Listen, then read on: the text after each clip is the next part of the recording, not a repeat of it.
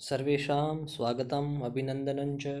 गायत्री विद्या मंदिर उच्च माध्यमिक विद्यालय सांचौर नगरे हम नवमी कक्षा का पंचम पाठ सूक्ति मौक्तिकम पाठ के प्रश्नोत्तर कर रहे थे और ये प्रश्नोत्तर की द्वितीय श्रृंखला है। कुछ इस पहले वाली जो क्लास थी उसमें अपन ने कुछ प्रश्नों को हल किए थे। अब आगे के प्रश्न हैं उनकी मैं आपके सामने चर्चा करूँगा। प्रश्न है आपका कि क स्तंभे विशेषणानि ख स्तंभे च विशेष्याणि दत्तानि तानि यथोचितं योजयत। क्या कहा? क स्तंभ, ये जो क स्तंभ है इसमें जो विशेषण दिए हैं ये तो क्या हैं? विशेषण। और ख स्तंभ में क्या दिए हैं? विशेष्य दिए हैं। इनको आपको जो इसका उचित स्थान है उसके साथ में इसको योजयत मतलब आपको जोड़ना है। मैंने आपको पहले भी बताया था जो वचन, जो विभक्ति, जो लिंग विशेष्य में होती हैं वही वचन और वही लिंग आपका किस में आपको मिलेगा? हमेशा ही विशेषण में मिलेगा। अगर उसमें नहीं दे रखा है तो हमेशा वो आपका क्या होगा? गलत होगा। अगर नहीं दे रखा है तो आप उसको कर लोगे। जो वचन, विभक्ति और लिंग आपको विशेष्य में दिखता है वही का वही वचन, लिंग, विभक्ति आप किस में करोगे? हमेशा विशेषण में करोगे। तो देखो आप, पहला है आस्वाद्य तोया, पीने योग्य जल, मीठा जल किसका है? आप इस, ये विशेषण है, इसका विशेष्य क्या है? पीने योग्य पानी किसका है? बताओ, ये विशेषण किसका है? ये है आपका नद्यः, नदी का है। गुणयुक्तः, गुणयुक्तः क्या होता है भाई? जो दरिद्र व्यक्ति होता है, जो गरीब व्यक्ति होता है वो भी किससे युक्त होता है? वो गुणों से युक्त होता है। और वो किससे महान है? मैंने श्लोक में बताया भी था। अगर धनवान कोई व्यक्ति है, अगर वो गुणों से हीन है तो उससे भी बड़ा महान कौन है? वो दरिद्र व्यक्ति हैं जो किससे युक्त हैं? जो गुणों से युक्त हैं। दिनस्य पूर्वार्ध भिन्ना, जो दिन की जो पूर्वार्ध जो छाया होती है उससे जो रहते हैं, भिन्न हैं, कौन है वो? पूर्वार्ध छाया वाले कौन है? आप बताओ मुझे। जो पूर्वार्ध की छाया होती है, दिन की पहले की जो छाया होती है उसमें क्या होता है? पहले तो ज़्यादा होती है छाया और बाद में क्या हो जाती है? कम हो जाती है। तो पहले तो ज़्यादा और बाद में कम, ऐसा ही समझो आप। पहले तो छाया ज़्यादा, ऐसी मित्रता तो पहले तो ज़्यादा करते हैं बाद में धीरे धीरे कम कर देते हैं। ऐसे कौन लोग करेंगे? ऐसे हमेशा जो दुष्ट लोग होते हैं, असज्जन लोग होते हैं, जो खल लोग होते हैं वही ऐसी मित्रता करते हैं। और ऐसे कौन लोग हैं जो पहले तो कम मित्रता करते हैं लेकिन धीरे धीरे धीरे धीरे हमेशा उनकी मित्रता बढ़ती ही जाती है? तो वो कौन लोग हैं? वो सज्जन लोग हैं। उनकी दिन की जो प्रार्ध भिन्ना है, जो प्रार्ध बाद वाले की तरह जिसकी छाया होती है, ऐसे हमेशा वो कौन मित्र होते हैं? वो सज्जन होते हैं हमेशा। अगला श्लोक है, आपको हिंदी भाषा में अनुवाद करना है। तो ये मैं आपको अभी बताया है, श्लोकों का अर्थ आपको बता चुका हूँ, आप अच्छे से इसको देखना। अगला प्रश्न देखो आप। अगला आपके सामने प्रश्न है कि अधोलिखित पदेभ्यः भिन्न प्रकृतिम पदम चित्वा लिखत। नीचे कुछ आपको पद दे रखे हैं, इन पदों में ऐसा पद आपको ढूंढना है जो हमेशा इन सबसे क्या है? अलग है। देखो, पहला है वक्तव्यम, कर्तव्यम, सर्वस्वम, हंतव्यम। देखो आपको इसमें समानता कहाँ पर दिखेगी कि वक्तव्यम में तव्यत प्रत्यय दिख रहा है, कर्तव्य में भी तव्यतम तव्यत प्रत्यय दिख रहा है, हंतव्यत में भी तव्यत प्रत्यय दिख रहा है, लेकिन सर्वस्व में जो तव्यत प्रत्यय आपका नहीं है। तो पहले इसका जो भिन्न आपको दिख रहा है वो क्या हो जाएगा? वो आपका हो जाएगा सर्वस्वम। क्या हो जाएगा? सर्वस्वम। अगला है यत्नेन वचने प्रिय वाक्य प्रदानेन मरालेन। अब देखो आप, यत्नेन है, यत्नेन में तृतीया का एक वचन है, प्रिय वाक्य में भी, प्रिय वाक्य प्रदानेन में भी तृतीया का एक वचन है, मरालेन में भी तृतीया का एक वचन है। तृतीया का एक वचन से क्या होता है? तृतीया के एक वचन में टा प्रत्यय होता है, टा के स्थान पर इन आदेश होता है और इन होकर के गुण कार्य होकर के शब्द बनता है। जैसे राम का रामेण, मोहन का मोहनेन, कृष्ण का कृष्णेन, उसी प्रकार यत्न का यत्नेन, प्रिय वाक्य प्रदान का प्रिय वाक्य प्रदानेन और मराल का मरालेन बनता है। लेकिन जो वचने आपको पद दिख रहा है, ये वचने पद में कौन सी विभक्ति हैं? इसमें एक तो प्रथमा और द्वितीया का द्विवचन भी है और सप्तमी का एक वचन में भी आपका रूप क्या बनता है? वचने। जैसे वचनम, वचने, वचनानि, इस प्रकार। अगला देखो आप, श्रूयेताम, अवधार्यताम, धनवताम, क्षम्यताम। अब देखो आप, यहाँ पर भी क्षम्यताम, ये लोट लकार का रूप आपको दिख रहा है, क्षम्यताम में भी दिख रहा है, अवधार्यताम में भी दिख रहा है, लेकिन धनवताम है, इसमें आपका कोई भी लकार नहीं है, इसमें कोई भी आपका लकार नहीं है। तब इनमें आपको भिन्न पद क्या दिखा, धनवताम। देखो दूसरे में तो क्या था आपका वचने, और इसमें आपका क्या हो जाएगा धनवताम, क्या हो गया धनवताम।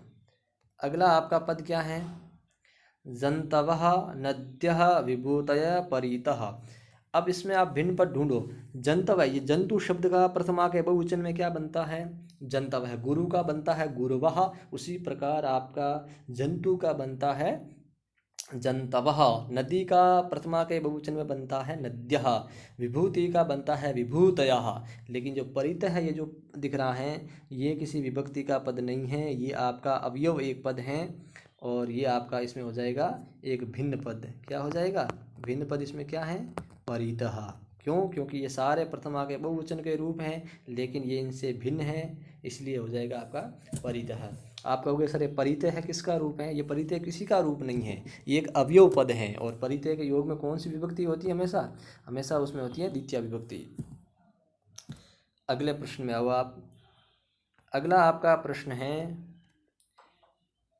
कि स्थूल पदान्यधिकृत्य प्रश्न वाक्य निर्माणम कुरुते। जो स्थूल पद, ये जो आपको बड़े पद दिख रहे हैं ना, इन पदों का प्रयोग करते हुए आपको प्रश्नों का क्या करना है, निर्माण करना है। किसका निर्माण, वृत्ततः, वृत्ततः से आप लोगे पंचमी विभक्ति, कौन सी विभक्ति, पंचमी विभक्ति, तो आपका बन जाएगा कस्मात।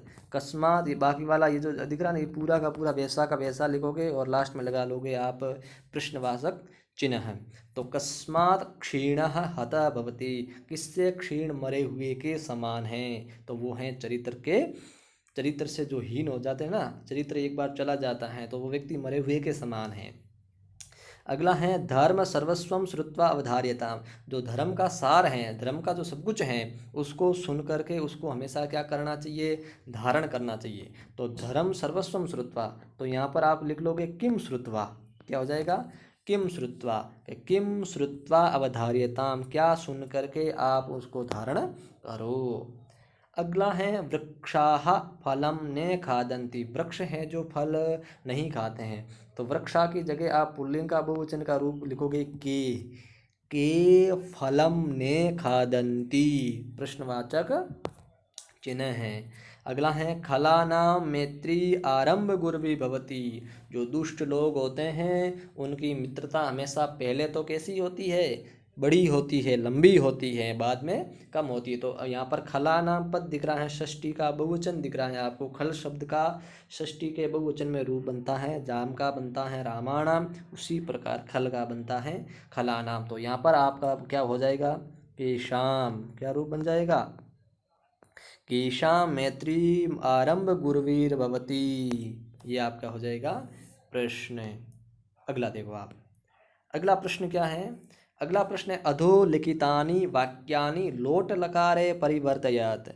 ये जो पद दिख रहे हैं ये अलग अलग लकारों में हैं, लेकिन आपको इनको किस लकार में परिवर्तन करना है, आपको लोट लकार। लोट लकार का मतलब होता है आज्ञार्थ काल, जब आप किसी को आज्ञा देते हो ना, जो आज्ञार्थ काल होता है उसको कौन सा लकार कहते हैं, लोट लकार कहते हैं। अब देखो आप, स पाठम पठती, यहाँ पर जो पठती हैं, इस पठती को आप किस लकार में लेके जाओगे, लोट लकार में। तो ये तो लट लकार का रूप है, लट लकार का प्रथम पुरुष का एक वचन में पठती बनता है, तो लोट लकार में क्या बन जाएगा पठतु।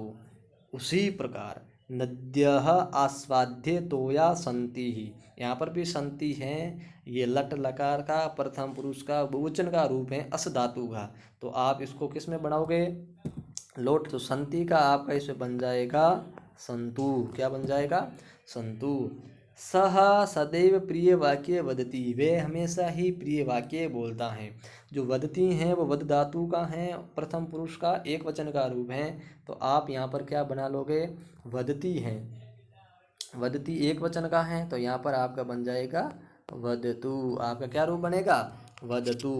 अब अगला देखो आप, त्वं परेषां प्रतिकूलानि न समाचरति, हमेशा तुम हो दूसरों को कभी भी क्या नहीं प्रतिकूल अर्थात जो अपने लिए अच्छे नहीं है वो दूसरों के साथ तुम कभी भी उनके साथ आचरण नहीं करोगे या नहीं करो।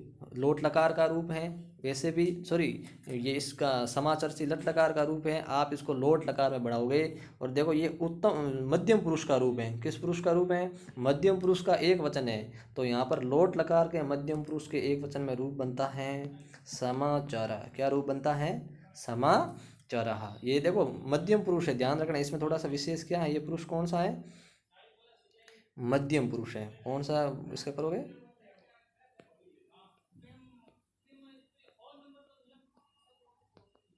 मध्यम पुरुष, मध्यम पुरुष का रूप है।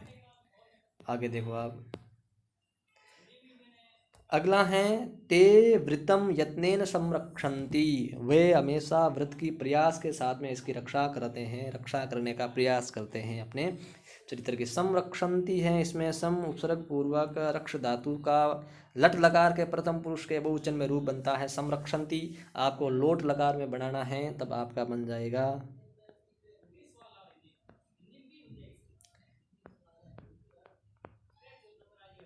संरक्षन्तु। क्या बन जाएगा? संरक्षन्तु। अगला है अहम परोपकाराय कार्यम करोमि। मैं दूसरों के हित के लिए कार्य करता हूँ। तब आप देखो लोट लकार में बढ़ाओगे, करोमि है तो करोमि की जगह क्या बन जाएगा? करवाणी। क्या बन जाएगा? करवाणी। अगला देखो आप, अगला आपके सामने प्रश्न है कि उदाहरणम अनुसृत्य कोष्टकेषु दत्तेषु पदे शब्देषु उचितां विभक्तिं प्रयुज्य रिक्त स्थानानि पूरयात। यहाँ पर जो कोष्टक में आपको जो पद दे रखे हैं ये तो सामान्य शब्द हैं। क्या है? शब्द हैं। इन शब्दों का आप रिक्त स्थानों में जो सही है, जैसे यहाँ पर यहाँ लिखा है ना, वैसा आपको सही करके इनका प्रयोग करना है। जैसे पहला है तेषाम सह। देखो एक आप में सब में समानता दिख रही, मैं आपको बताना चाहूँगा। यहाँ पर भी सह सह सह सह सह सह। तो हमेशा ध्यान रखना जहाँ कहीं पर भी सह लिखा आए, क्या लिखा है? सह। सह के योग में हमेशा कौन सी विभक्ति होती है? तृतीया विभक्ति। सह युक्त अप्रधाने। ये देखो तृतीया विभक्ति का कारक का एक सूत्र है, वो कहता है सह के योग में जो अप्रधान कर्ता होता है उसमें हमेशा कौन सी विभक्ति होती है? तृतीया। तो ध्यान रखना, आप जिस किसी के साथ में जाते हो या जो कोई भी आपके साथ में जाता है, तो हमेशा आप जिसके साथ में जाते हो उसकी कौन सी विभक्ति होगी? उसमें तृतीया विभक्ति होगी। कौन सी विभक्ति होगी? तृतीया विभक्ति। जैसे मैंने यहाँ पर लिखा, यहाँ पर मराल है तो तेषा मरालय से विप्रयोग भवति। उसका मरालों के साथ में क्या होता है? हंसों के साथ में क्या होता है? वियोग होता है। तो किसके साथ में वियोग हुआ? हंसों के साथ में। तो हंसों की तृतीया, राम का तृतीया के बहुवचन में बनता है राम ही, तो मराल का बन जाएगा मराल ही। आगे इसने क्या लिखा है? सह अद्य सह छात्र शोध कार्यम करोति। वह शोध कार्य करता है, किसके साथ में करता है? अध्यापक के साथ में। तो आपका इसमें रूप क्या बन जाएगा? अध्यापकेन। क्या बन जाएगा? अध्यापकेन सह छात्र शोध कार्यम करोति। अगला है सह पुत्र आपणम गतवान। वो पुत्र दुकान पर जाता है। आपण कहते हैं दुकान को, दुकान पर जाता है। किसके साथ में जाता है भाई? पिता के साथ में। तो पिता का तृतीया का एक वचन क्या बनता है? पित्रा। तो पित्रा सह आपणम गच्छ। ध्यान रखना, पिता पितृ शब्द है, इसका मूल शब्द क्या है? पितृ। और इसका तृतीया में आप मित्रेण की जगह यहाँ पर पित्रेण मत करना। पिता का क्या बनता है? पित्रा बनता है। जिस प्रकार मातृ शब्द का तृतीया के एक वचन में मात्रा बनता है, भ्रातृ का भ्रात्रा बनता है, उसी प्रकार पितृ शब्द का तृतीया के एक वचन में क्या बनता है? पित्रा बनता है। अगला देखो आप, आगे इसने लिखा है किम त्वम मुनि सह मंदिरम गच्छति। क्या तुम मुनि के साथ में मंदिर जा रहे हो? अब मुनि है, मुनि का आप तृतीया के एक वचन में क्या बनाओगे? मुनिना। क्या बनाओगे? मुनि। हरि का बनता है ना हरिणा, उसी प्रकार मुनिना क्या, मुनि का क्या बनेगा? मुनिना। किम त्वम मुनिना सह मंदिरम गच्छसि। क्या तुम मुनि के साथ में मंदिर जा रहे हो? अगला है बालः मित्रम सह खेलितुम गच्छति। जो बालक है वो मित्र के साथ में खेलने के लिए जाता है। अब मित्र का राम का रामेण बनता है, तो मित्र का क्या बन जाएगा? मित्रेण बन जाएगा। बालः मित्रेण सह खेलितुम गच्छति। तो आपके इस पाठ के जितने प्रश्न थे वो सारे प्रश्न क्या हो चुके हैं, पूर्ण हो चुके हैं। धन्यवाद।